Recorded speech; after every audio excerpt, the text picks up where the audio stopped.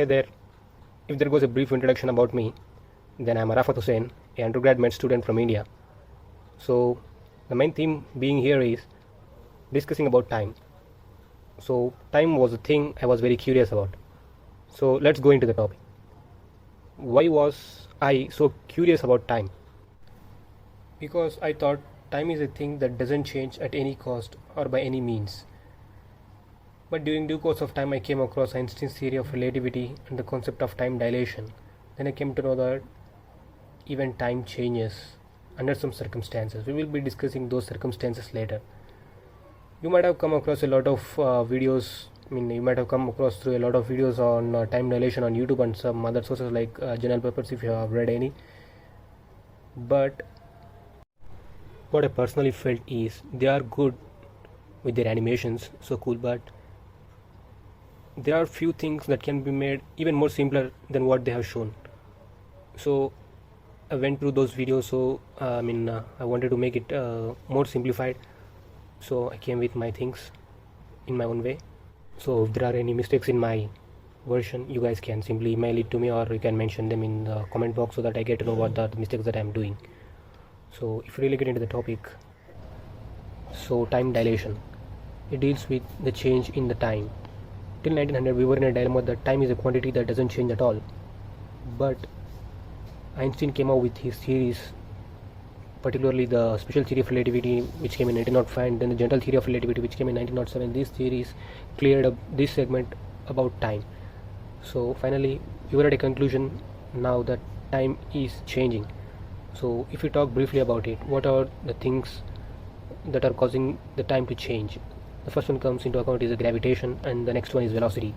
So to understand these things in depth, first we should know the basics like relative velocity. Let me tell you a few words about relative velocity. So relative velocity, it's actually based on a concept called frame of reference, which is actually given by Newton. A body's velocity is always relative with a frame of reference. We calculate the velocity of a body by considering a frame of reference. The frame of reference can be static or it can be in motion. For example, let us consider two bodies A and B moving with velocities V and VB respectively in the same direction. So the relative velocity will be like VA minus VB.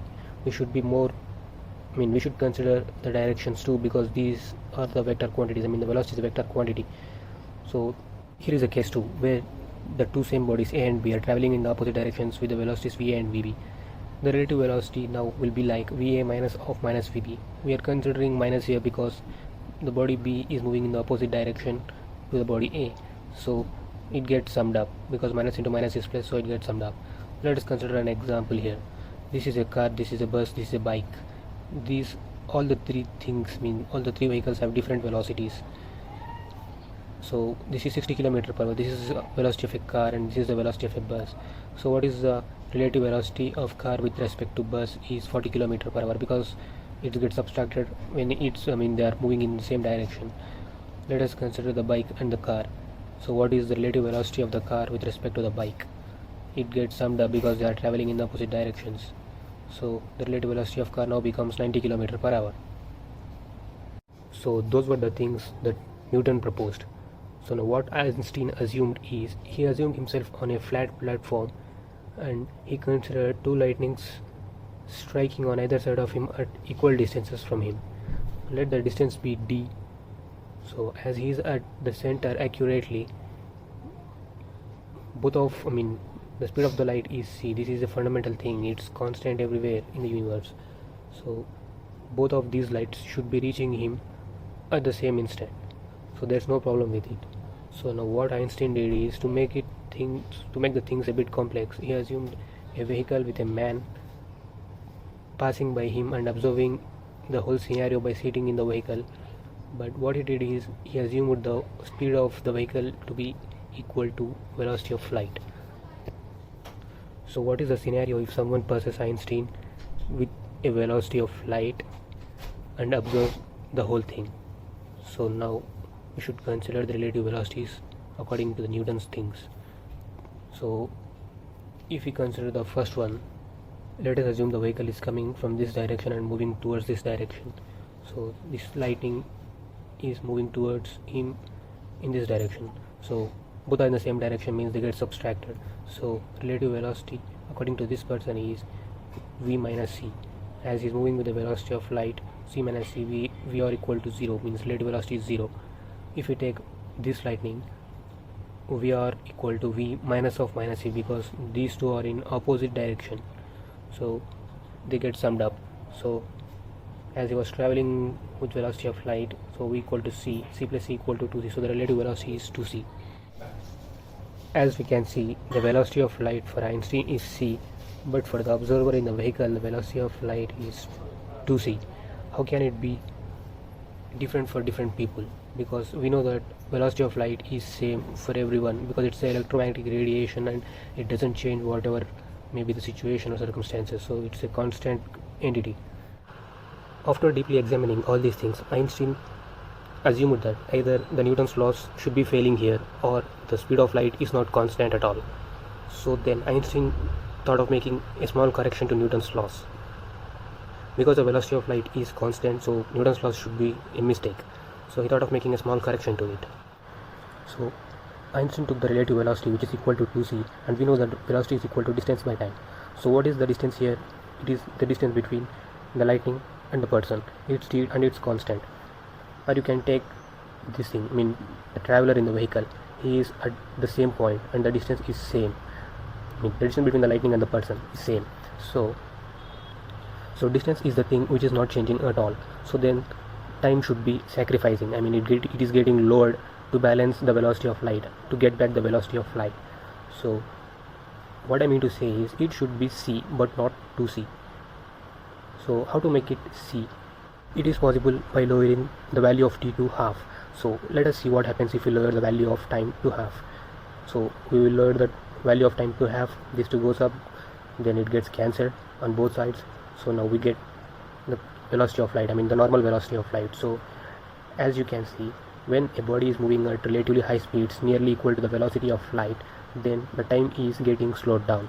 So from this he came to an idea that when a body travels with a velocity, I mean a higher velocity that may be equal to velocity of light, then the time is getting slowed down. So from the previous thing we get to know that when you travel at a greater speed, then the time slows down. So next we come into the four-dimensional theory by Einstein. Einstein told that space and time are interrelated. First of all, we will get to know what is space. So we think that there's a point here and we want to locate it. So we know the fundamental that we learned that to locate any particle in any space we need 3 coordinates or 3 dimensions. They are x, it's y and it's z. These 3 things are perpendicular to each other, means 90 degrees to each other. This z is not like this because it's a two-dimensional, I mean the paper is a two-dimensional thing, we cannot see z. Actually it will be projecting out of the paper like this. It's perpendicular to the paper. So these all 3 things are perpendicular to each other. Now Einstein told that space and time are not 2 separate quantities, they are interrelated with each other, and he assumed a fabric or a mesh-like network consisting of both space and time together, a 4-dimensional thing, and he named it as space-time. So this is a mesh network, a 4-dimensional mesh network consisting of both space and time interrelated with each other. Let us assume a heavy mass like Earth, a heavy celestial mass, drops in this mesh and disturbs it. So what do you think it's going to happen? First let us assume a net, a mosquito net for example. If the 4 ends of the mosquito net are tied to its ends and then you release a ball in the middle, what do you think gonna happen? So as you can observe, the ball will create a depressed portion in the center of the net or mesh, what do you say? He also told that it's not the sun that is holding all the planets around it. So what did he say is, let us consider Earth and Sun. This will be, let us assume that this is Earth and this is Sun. So this is the distance between Sun and Earth. Okay, it takes about 8.3 minutes for the light rays to reach Earth from Sun. So if you assume that gravitational force is working here, between the sun and the earth. Let us assume that sun vanishes all of a sudden, it disappears all of a sudden. Then what do you think is going to happen? According to gravitational force, theories of gravitational force, earth should lose its orbit first and then the light, because it takes 8.3 minutes for the light to reach earth from sun. So if that happens, what I mean to say is, if gravitational force is disappearing between sun and the earth and earth is losing its orbit first, this is against the fundamentals, because here the gravitational force is acting faster than light, because light is taking a longer time, 8.3 minutes to reach the earth, but all of a sudden at an instant, at an instant of time, as soon as the sun disappears, the earth is changing the orbit. This can't happen. So Einstein came to a conclusion that it's not the gravitational force operating between the sun and the planets, because it cannot disobey the fundamentals. Okay, let us come back into the topic. Let us take this example. If we draw this thing here, what it would be like. This is okay. Let us explain it again. This is Earth. This is the distorted four-dimensional space-time, and this will be the Earth surface, and this is the outer surface from which you are releasing the ball. This is the outer surface from which you are releasing the ball, small ball towards Earth. Okay, so the same thing we have drawn here. So what happens? This is the outer atmosphere, and this is the Earth surface. If we release a ball, it's moving with an acceleration, means it is having a constant increase in velocity, which means it has a acceleration. So as the body approaches the earth, because of Earth's gravity, the velocity will be increasing constantly. I said that it has an acceleration, means the velocity is increasing gradually, and it will be maximum when it reaches the Earth's surface. When it hits the Earth's surface, it will be having the maximum velocity, and we call it as Vmax. The body is traveling from the outer space, it is reaching the Earth's surface, and it is having the maximum velocity. But what we have learned previously is, when you are traveling with greater speeds, the time slows down. So let us add this previous thing to the present topic.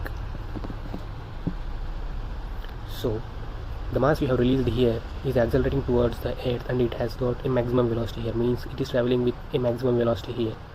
It means that the time will be slower here. So we are applying the previous thing. When the velocity, a body is traveling with increasing or maximum velocity, then the time will be slower for it. And when we compare this one to this one, time will be faster here, because it is having less velocity compared to here. So let's compare between the outer atmosphere and the Earth's surface. So in the outer atmosphere, time is faster. Let it be for a while. Let me explain you these two things. So the velocity is v here, which is less than the maximum velocity, which is at the Earth's surface. So velocity is v, the gravitational force is less here compared to the Earth's surface. So if we talk about the Earth's surface, these two quantities got high values, means velocity is maximum and gravitational force is maximum at the Earth's surface.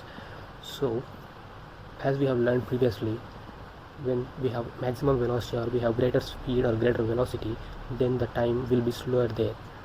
So let us correlate with gravitational force. When the gravitational force is high, the time will be slower.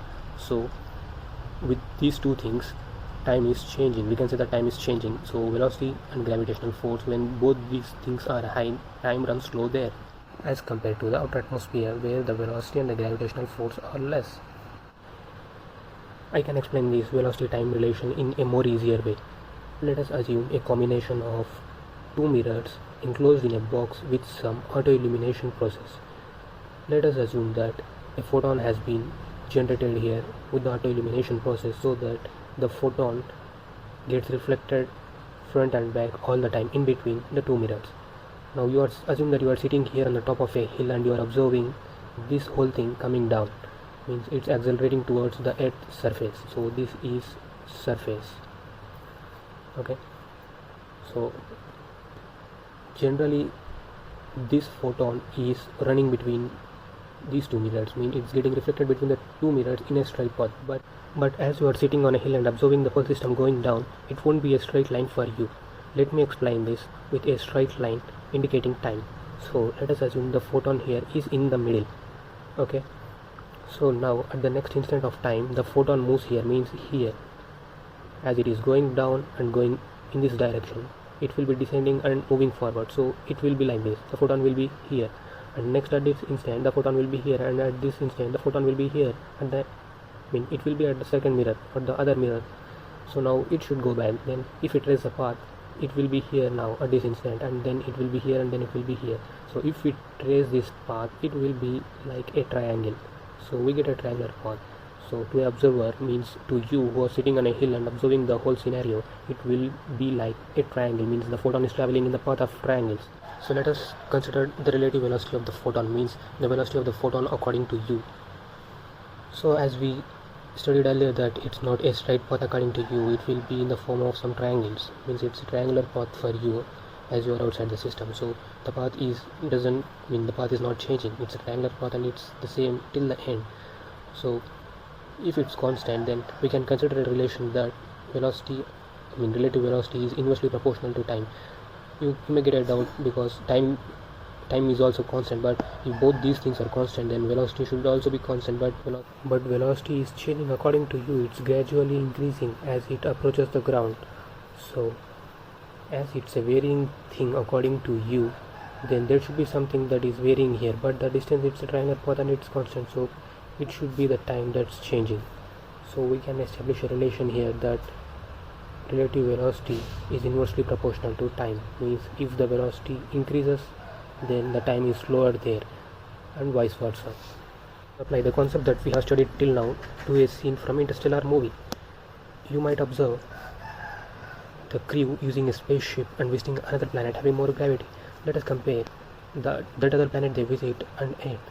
So in comparison, Earth has got less gravity and that other planet has got more gravity. If you release a similar mass from a certain height on the Earth and on the other planet, that mass will be having less Vmax because of less gravity, and the similar mass that we have released here that will be having more Vmax, means maximum velocity, because of more gravity.